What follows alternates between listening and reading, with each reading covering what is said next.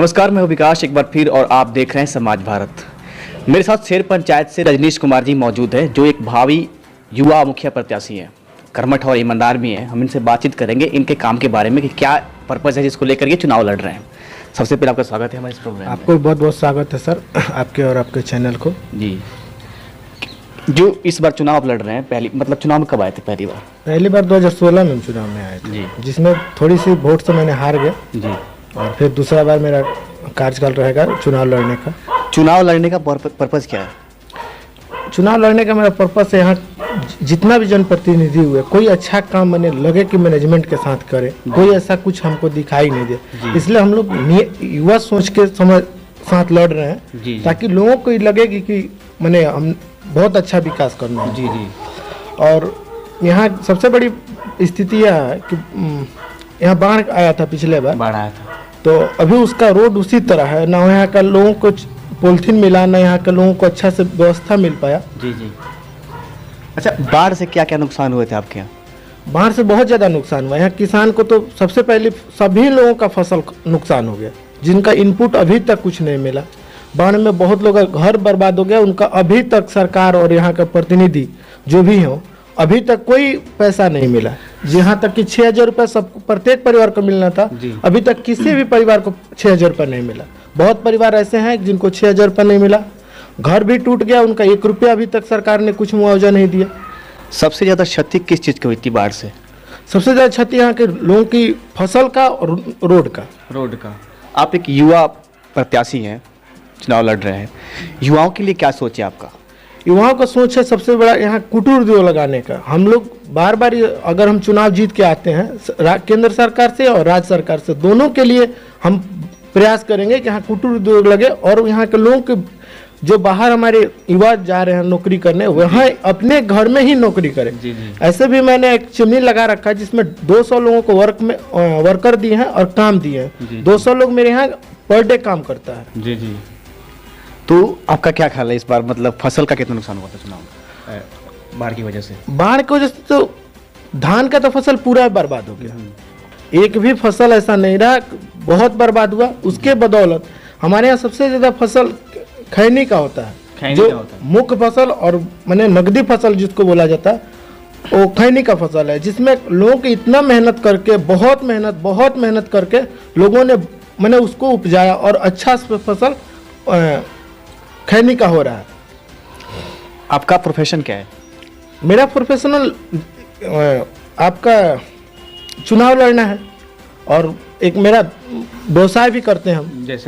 जैसे मेरा चिमनी भट्टा है, दूध का व्यवसाय, जिसमें किसान को मैंने पर डे मेरे यहाँ से 100 किसान आता है दूध देने और ले जाने भी, जिससे मेरा सेंटर सुधा का सेंटर जो चलता है और लोग हम उसका दुख दर्द जानते हैं। मेरे प्रत्येक मंथली का 3 से 4 लाख रुपया लोग का दूध आता है और हम 3 से 4 लाख रुपया उसको हर एक 10 दिन पे उसको पेमेंट कर देते हैं। चुनाव लड़ने का मेन मुद्दा क्या है?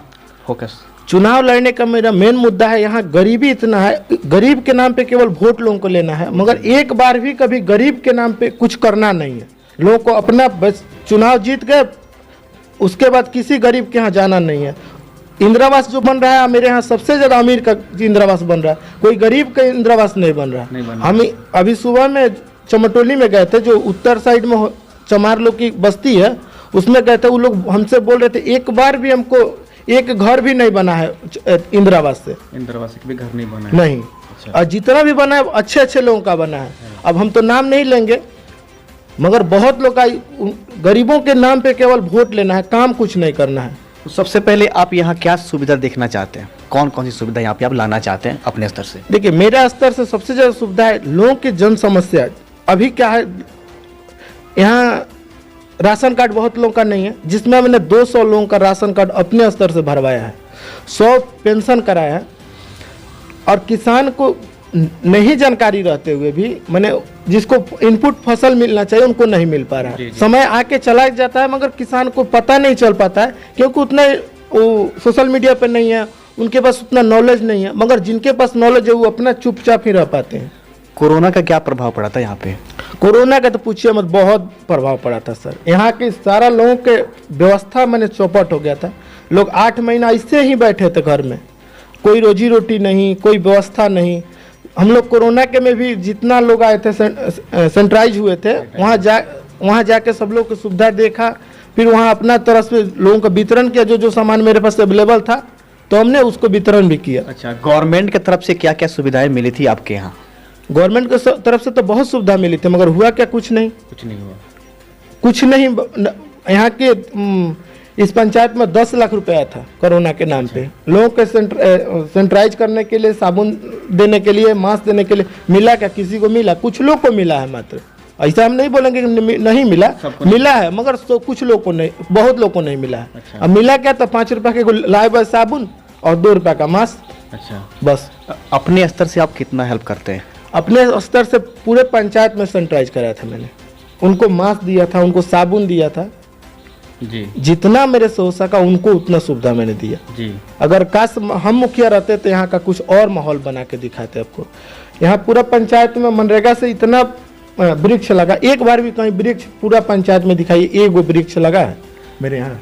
और पैसा कितना लगा? सरकार का पैसा भी चला गया, कोई वृक्ष नहीं चला, एक भी पेड़ नहीं लगा। अरे कम से कम इसको तो अपना पॉकेट भरे तो भरे, मगर सरकार को इतना तो ध्यान रखना चाहिए प्रतिनिधि को कि भाई इस अगर वृक्ष लग रहा है तो इससे सारा लोगों को फायदा है, केवल हमारे फायदे से नहीं ना होगा। अगर 5 साल के लिए आप मुखिया बन गए, यहाँ का युवा है, 5 साल के लिए मुखिया बन गए, तो फिर क्या यहाँ पे मतलब आप दिखाएंगे? सर यहाँ अगर एक बार हम मुखिया बन जाएंगे ना, आपको बहुत से बहुत अच्छा काम करके दिखाएंगे। देखिए यहाँ हम लोग सोच है कि लोगों को कुटीर उद्योग लगा के जॉब दे देना, युवाओं के लिए, महिलाओं के लिए सिलाई बुनाई का सेंटर चालू करा देना, और जितना हो सके ईमानदारी पूर्वक मैंने काम करेंगे, इसका तो गारंटी है आपको। और बाढ़ के लिए क्या उपाय लगाएंगे? ठीक है, बाढ़ का उपाय तो हम लोग विधायक यहाँ का विधायक से बोलेंगे और मुख्यमंत्री जी से बोलेंगे कि भाई हम लोग का बाढ़ का कम से कम क्षेत्र है, इनको बांध अच्छा से बनवाइए, इससे बहुत नुकसान हो पा रहा है। अपने स्तर से क्या करेंगे? अपने पंचायत में विधायक वगैरह तो वो तो है ही, अपने स्तर से आपको कोशिश करना पड़ेगा। अपना स्तर से तो हमारे जो स्तर है बाढ़ तो हम बनवा नहीं सकते हैं, लेकिन अगर बाढ़ आता है उसके लिए हम जहाँ मैंने जमीन अगर ऊंचा होगा उनको वहाँ व्यवस्था कराएंगे, उनको खाने पीने का व्यवस्था करेंगे। अगर चमकी पॉलिथीन का जो है सवाल, पॉलिथीन अपने पैसा से अगर सरकार गवर्नमेंट दे रही है तो दे रही है, नहीं तो अपने पैसा से हम पॉलिथीन के इनको सबको देंगे। तो ये जो बाढ़ का प्रॉब्लम है ये हमेशा होता है? नहीं, हमेशा तो नहीं हुआ था, पिछला बार 2017 में आया था बाढ़, और ये फिर 2020 में आपको चुनाव, 20 में आया था। चुनाव की तैयारी कैसे चल रही है? डेट आगे बढ़ गया है तो इससे कुछ नुकसान हुआ या कुछ प्रॉफिट हो? चुनाव का 1 महीना डेट बढ़ गया है, अभी तो हम हाल फिलहाल न्यूज़पेपर में सुने हैं, मगर ऐसा एक्चुअल डेट आया नहीं है। डेट नहीं आया है। ईवीएम का नया सुन रहा कि आ रहा, चुनाव आयोग बोल रहा है कि ईवीएम से कराएंगे चुनाव, तो ईवीएम लाएंगे, तो ईवीएम की वजह से हमको लग रहा है कि 1 महीना डेट आगे बढ़ा है। तो इसको कैसे मैनेज करेंगे? ईवीएम में नया नया सब सिस्टम है, देखिए हर तरह के लोग हैं पंचायत में, कुछ लोग कुछ जानते हैं, नहीं जानते हैं कैसे बटन दबाना है, क्या करना है, तो कैसे मैनेज करेंगे उसको? देखिए ईवीएम का जो सवाल है, अभी तो ईवीएम आएगा तो ट्रेनिंग भी होगा। हमको लग रहा है कि वीडियो साहब या सीओ साहब या चुनाव आयोग के जितने भी अधिकारी होंगे ट्रेनिंग देंगे, और लोगों को थोड़ा दिक्कत तो होगा, पहली बार आया है मार्केट में। तो आप अपने स्तर से क्या कहना चाहते हैं अपने पंचायत के लोगों को? अपने स्तर से हम यही कहना चाहते हैं कि लोगों को कि हम लोग उसको समझाएंगे। एक हम लोग नेचुरली तो नहीं, कार्टून पे ही बनाकर उसको ईवीएम कैसे दिखाएंगे कि भैया इससे ईवीएम आएगा, आपको पहले ही बटन दबाएगा जाएगा, अगर हम लोगों को मिलता है तो। अपने लिए क्या कहना चाहेंगे लोगों से, पंचायत अपने लोगों से तो यही कहेंगे कि बस एक बार हमको मौका दीजिए, आप एक बार दीजिए। अगर हम 5 साल में जितना मेहनत किए हैं, कहीं हमारे पे कोई एक भी आरोप नहीं लगेगा, और हम जितना मेहनत जहाँ लोगों ने खोजा वहाँ हम हाजिर रहे। बाढ़ से लेकर कोरोना से लेकर लोगों को सुख सुविधा लेकर कोई भी ऐसा चीज़ नहीं जो हमको उसको पूरा नहीं किया। और एक बार हम कहते हैं कि नौजवान को देना चाहिए, अरे मौका दीजिए, एक बार हम देना चाहिए, भारत की युवा देश है, और एक बार दीजिए, हम आपको जितना आप सोचे होंगे उससे ज़्यादा करके आपको देंगे। यहाँ तक कि अगर हमको खून भी देना पड़ेगा ना इस पंचायत के लिए तो वो भी दे देंगे। बस हमारी शौक है कि हम यहाँ का प्रतिनिधित्व करें और अच्छा से अच्छा काम करें। पब्लिक सपोर्ट आपके साथ है? पब्लिक सपोर्ट तो पूरा है। इसलिए पिछला बार भी हमको बहुत सपोर्ट दिया था, जितना हम उम्मीद नहीं लगाए थे ना, इसलिए कि 2016 में हम चुनाव लड़े थे, उस समय मेरा एज 21 साल था, और जनता ने हमको 2 नंबर पे पहुंचा दिया। हम सोच भी नहीं सकते, तो उसका शुक्रगुजार हूँ, और जितना कहूँगा ना उसके लिए कम होगा। अभी एज कितना हो गया? एज तो मेरा 26 साल हो गया। 26 साल जी। इतनी कम उम्र में चुनाव लड़ रहे हैं। जी जी। अच्छा सोच है आपका, बहुत बहुत धन्यवाद आपका मुझसे जुड़ने के लिए, बात करने के लिए। आपको भी बहुत बहुत धन्यवाद, यहाँ की जनता को बहुत बहुत धन्यवाद जो मुझे इतना ऊपर ले गई। और एक बार मैं उससे जनता से अपील करना चाहता हूँ कि एक बार हमको मौका दें। बिल्कुल, बिल्कुल। आपको जितना उम्मीद लगाएंगे उससे ज़्यादा हम करके देंगे। बिल्कुल, एक बार युवा को भी मौका देना चाहिए। Thank you very much. बहुत बहुत धन्यवाद।